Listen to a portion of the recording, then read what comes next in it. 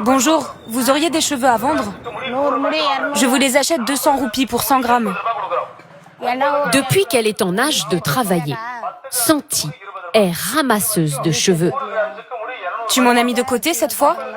Tous les jours, elle fait du porte-à-porte dans les petits villages du sud de l'Inde pour acheter les cheveux des femmes laissés sur leur brosse. Vous avez des cheveux morts aujourd'hui? Normalement, ils finissent à la poubelle. Cette femme conserve toujours les siens.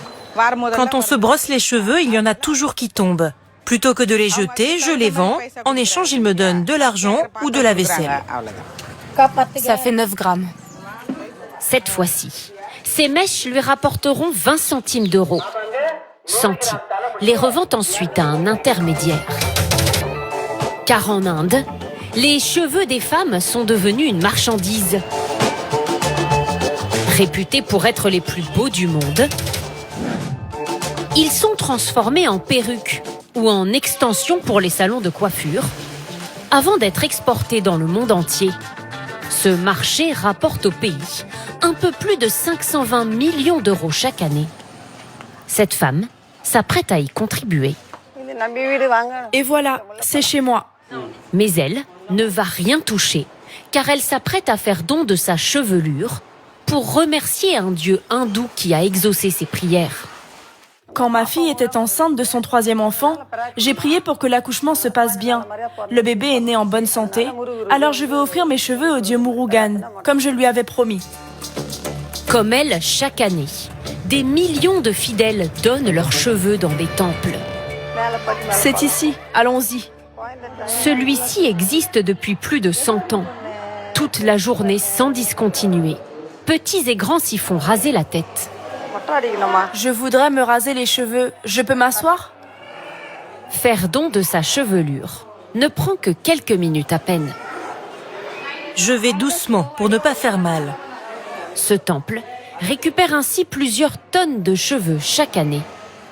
Vous savez ce qu'ils deviennent après? Non, je ne sais pas. Je n'en ai aucune idée. À part les employés du temple, personne ici ne le sait. Mais ces cheveux récupérés gratuitement seront vendus aux enchères à des entreprises comme celle-ci.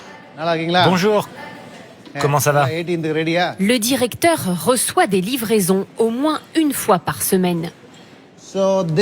Voici une touffe de cheveux telle qu'on la reçoit des temples. C'est vraiment notre matière première.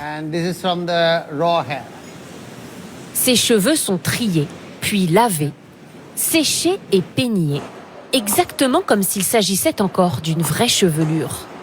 Ceux de meilleure qualité seront cousus un à un pour en faire des perruques.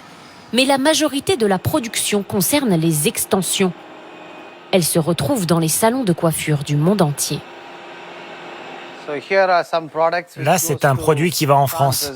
Vous voyez ces petites boucles mignonnes? Les Afro-Européens qui vivent en France adorent ce genre de texture. Ces cheveux indiens sont très recherchés pour leur qualité. Les femmes indiennes n'ont pas l'habitude de se colorer les cheveux, ni de fumer comme on le voit en Europe. Cela fait la différence. En Inde, le commerce du cheveu emploie 1 million de personnes.